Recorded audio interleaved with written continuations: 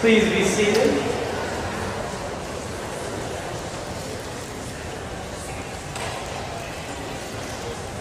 The seventh inning stretch of the Jewish people.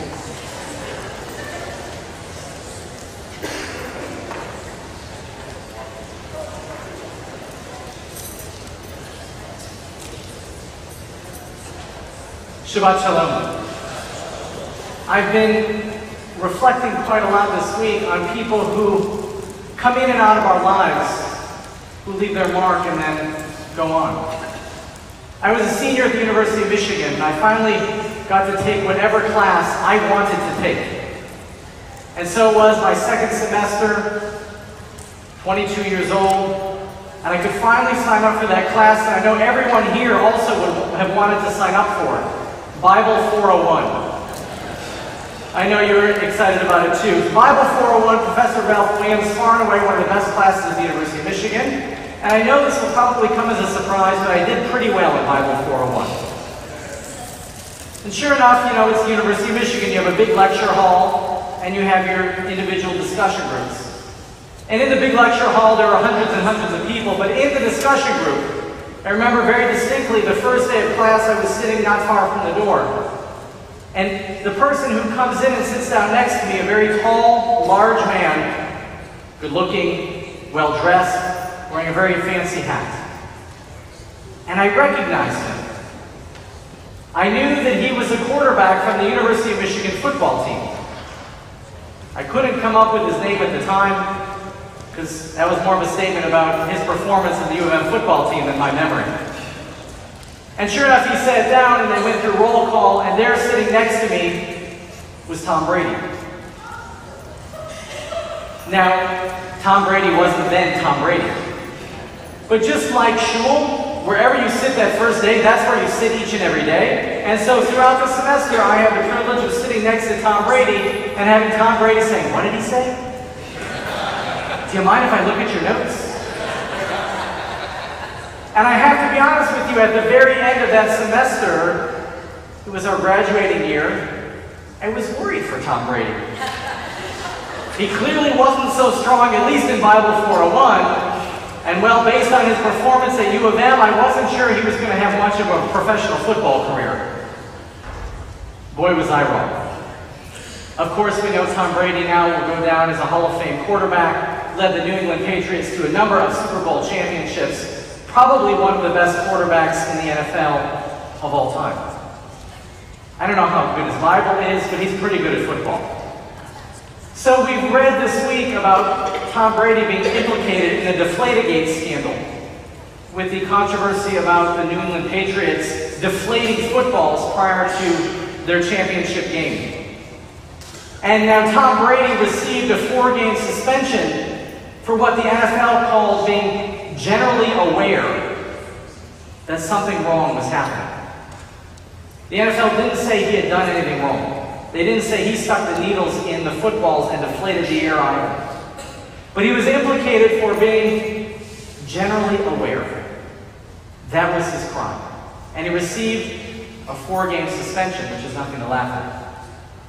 So I was reflecting this week, again, people coming in and out of our lives, but what is this sin that he committed of being generally aware? And what does Judaism have to say to us about it? Now you're welcome to turn with me, if you like, in your Eitz Chaim Chumashim, to the very last Torah portion of the book of Leviticus that we read this morning, Parashat Bechukotai. I'm on page 747 in our Chumashim. And on page 747 in our Torah portion this morning, God says very clearly, "Im bechukotai telechu v'ed mitzvotai tishmeru." If you follow my laws and faithfully observe my mitzvot, my commandments, God says, only good things will happen. And God goes on to list all of the great things will happen if we follow the mitzvot. I will grant your rains in their season. Your threshing shall overtake the vintage. I will grant peace in the land, God says. You shall lie down untroubled. I'll give the land respite from vicious beasts, and no sword shall cross your land. God says, I'll look favor upon you and make you fertile and multiply you. I will establish my abode in your midst, God says, and I will not spurn you. I will be your God, and you shall be my people. If we follow the mitzvot, then good things will happen to us, including peace in the land, abundant food. No one will lie down scared. Now what's interesting too is if we look at the verbs, it's not an individual. It's not each person at a time shall follow the commandments. The verb is in the plural. All of you. If all of you, God says, follow the commandments, then good things will happen. But then God continues, and we heard it a few minutes ago, in a hushed whisper about what will happen if we don't.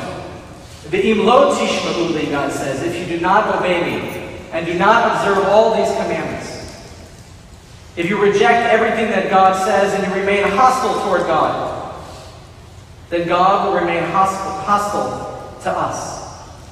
Warfare will come. Famine will come. Our children will suffer and ultimately will be kicked out of the land. And again, that language is also written in the plural. If all of us fail to heed God's word, if all of us fail to fulfill the mitzvot, the commandments, then terror and tragedy will occur. So what then does it mean? How do we look upon that? If all of us are supposed to observe the mitzvot, the good things will happen. If none of us do, or if all of us fail to heed the mitzvot, bad things will happen. What then do we do with it? And how can we be held responsible? If I fulfill the mitzvot and you fulfill the mitzvot, how can all of us be held responsible because of others who don't? And so I looked into the Talmud.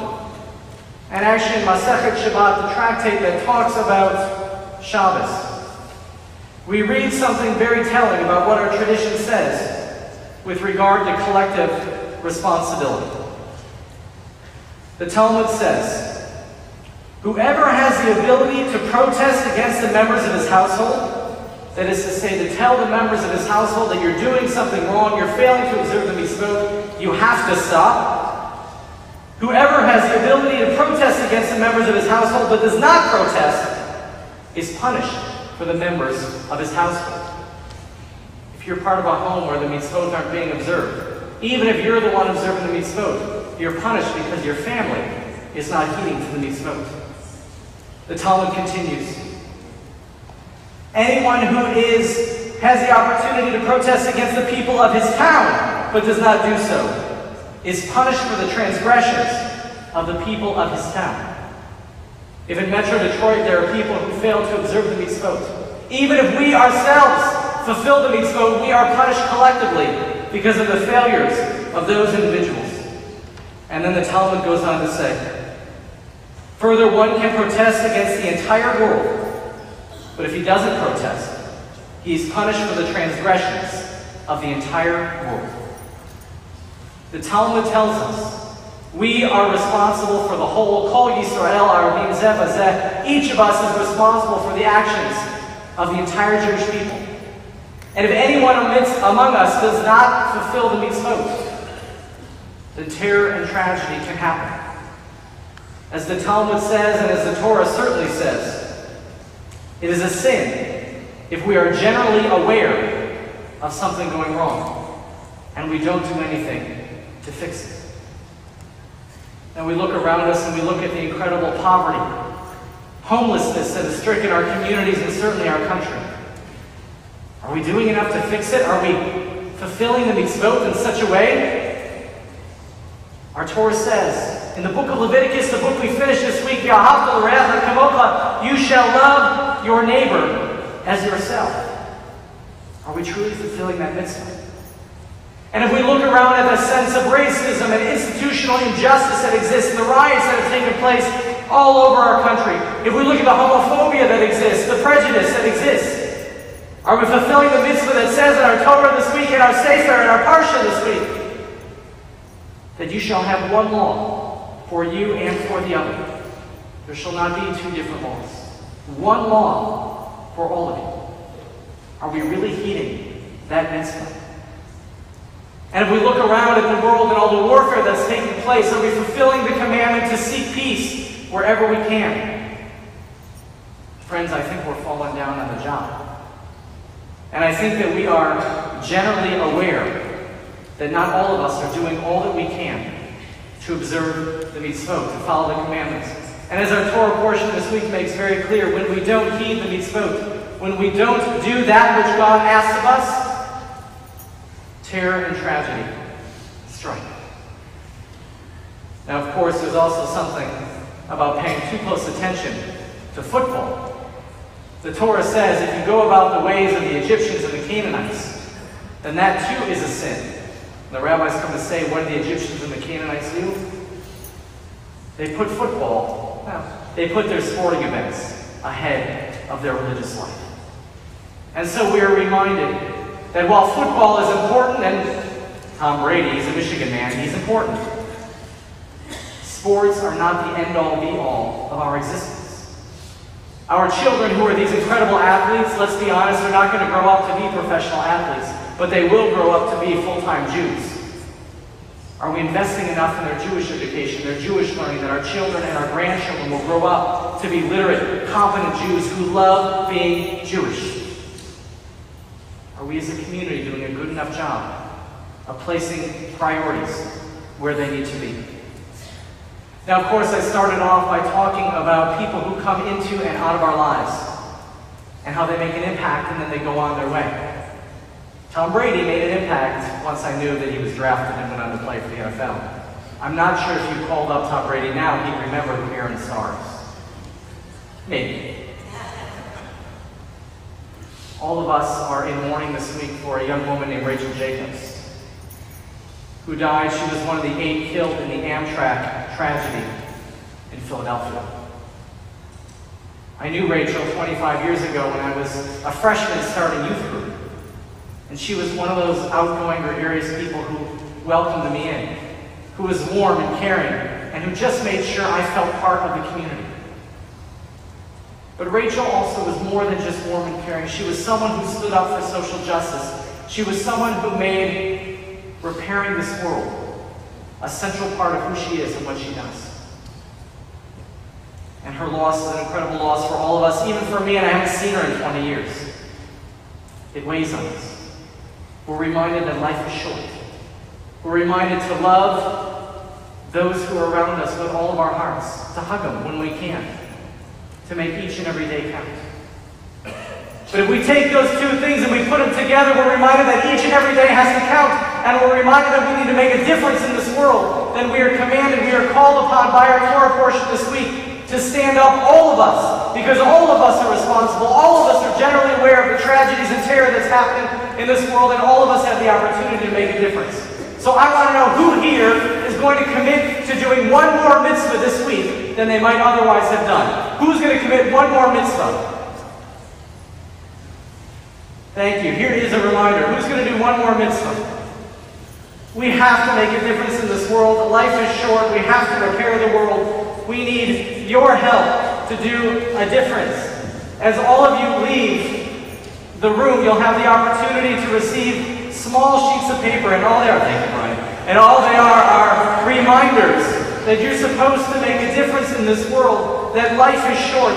Do something, fulfill a mitzvah. All you kids, I know you're back there, you're going to get them too. Our Torah tells us that it is indeed a sin to be generally aware of people failing to fulfill the mitzvot because of the tragedy that will strike all of us. Life is short. Let's do everything we can to make a difference in this world, to raise ourselves up spiritually, to raise up our children and grandchildren, to love Judaism. Let's do everything that we can to heal all those who are broken. May God bless us this week of Parshat Bahar B'Chukotai, the week we finish reading the book of Holiness, Leviticus. May God bless us with strength, with courage, to remember that it is truly a sin to be even generally aware. And that all of us, whether because of Rachel Jacobs or because of the legacies of our own family, we have an obligation to make a difference in this world, to heal that which is broken. Shabbat Shalom.